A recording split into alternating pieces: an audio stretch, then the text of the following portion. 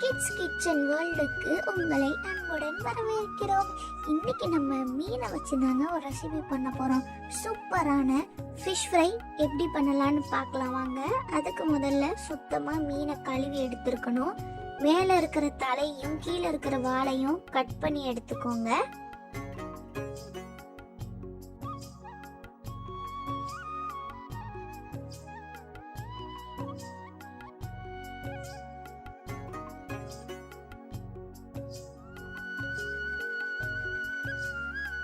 அதுக்கப்புறமா நான் இந்த மாதிரி கட் பண்ணிக்கிட்டேன். அப்போனா தான் மசாலா நல்லா உள்ளே இறங்கி சாப்பிடும் போது ரொம்ப சூப்பராக இருக்கும்.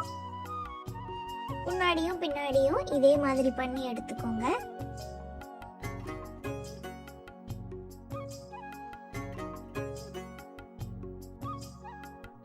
இப்போ நம்ம மசாலா தயார் பண்ணிடலாம். முதல்ல வத்தத்தூள் ஆட் பண்ணிக்கோங்க. உங்களுக்கு காரத்துக்கு தகுந்த மாதிரி நீங்க வத்தத்தூள் ஆட் பண்ணிக்கோங்க. அதுக்கப்புறமா கொஞ்சமா மஞ்சள் தூள் ஆட் பண்ணிக்கோங்க. ஒரு 2 பிஞ்ச் மஞ்சள் தூள். அதுக்கப்புறமா ஒரு ஸ்பூன் கிட்ட மிளகுத்தூள் ஆட் பண்ணிக்கோங்க.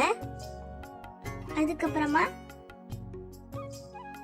1/4 ஸ்பூன் சீரகத்தூள், 1/2 ஸ்பூன் கிட்ட இஞ்சி பூண்டு விழுது ஆட் பண்ணிக்கோங்க. அதுக்கப்புறமா லெமன் ஜூஸ் புழிஞ்சுக்கோங்க. இப்போ நல்லா மிக்ஸ் பண்ண ஆரம்பிச்சிடலாம்.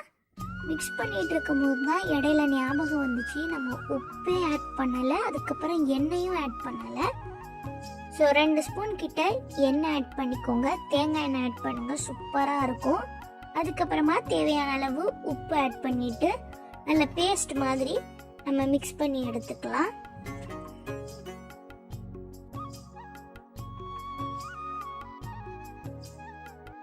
இப்போ மசாலாவை அப்படியே எடுத்து மீன்ல நம்ம தடவிடலாம். எல்லா பக்கமும் நல்ல ஈவனா மசாலாவை ஸ்ப்ரெட் பண்ணி எடுத்துக்கோங்க.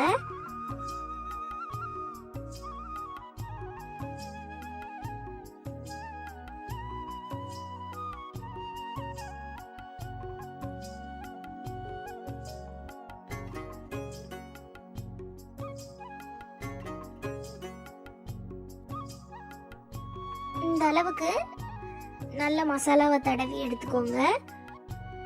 இந்த மசாலாவோட ஸ்மெல்லே அவ்வளோ சூப்பராக இருக்கும்.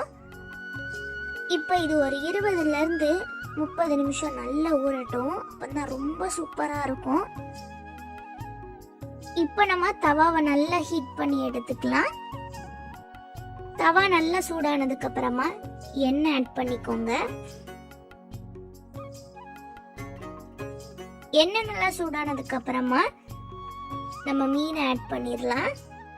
மசாலால நல்லா ஊறி சூப்பரா மீன் ரெடி ஆயிட்டு இப்போ அதை எண்ணெயில போட்டு நம்ம பொரிச்சு எடுக்க போறோம்.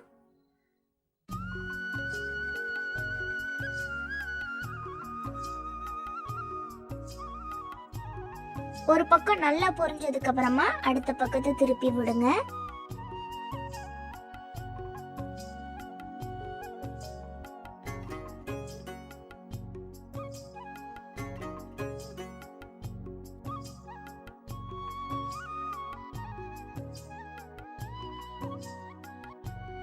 மீன் எல்லாத்தையும் திருப்பி போட்டதுக்கு அப்புறமா ஃப்ரெஷ்ஷான கருவேப்பிலை எடுத்துக்கோங்க.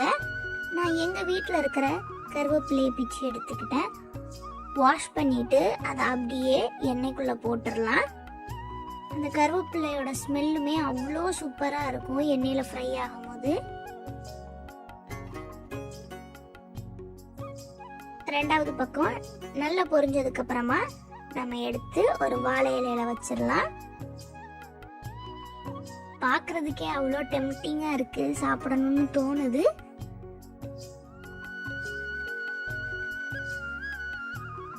மீன் எல்லாம் வச்சதுக்கு அப்புறமா கூடவே பொரிச்ச கருவேப்பிலை வச்சிடலாம். ரவுண்ட் ரவுண்டா கட் பண்ணி வச்சிருக்கிற ஆனியனையும் வச்சிடலாம். அது கூடவே நம்ம கட் பண்ணி வச்சிருக்கிற லெமன் பீஸையும் ஒன்று வச்சிடலாம். சூப்பரா ஹோட்டல்ல கொடுக்குற மாதிரி ஒரு மீன் ஃப்ரை எப்படி பண்ணலாம்னு சொல்லி பார்த்தீங்க. குழந்தைகளா, உங்களுக்கு இந்த வீடியோ பிடிச்சிருக்குன்னு நினைக்கிறேன். உங்களுக்கு இந்த வீடியோ பிடிச்சிருந்ததுன்னா மறக்காம கிட்ஸ் கிச்சன் வேர்ல்ட சப்ஸ்கிரைப் பண்ணுங்க. நான் சொல்ற மாதிரி சாப்பிடுங்க. மீன் துண்டை அப்படியே பிச்சிருங்க. நல்லா சுட சுட இருக்கிற மீனை கொஞ்சமா பிச்சிட்டு ஆனியனை மேலே வச்சு, கருவேப்பிலை கொஞ்சம் மேலே வச்சு, அதுக்கப்புறமா லெமன் ஜூஸ் புழிஞ்சிட்டு அதுக்கு மேலே கொஞ்சமா பொரிச்ச மீனை வச்சுட்டு ஒரே பைட்ல உள்ள போடுங்க. அவ்வளோ சூப்பரா இருக்கும்.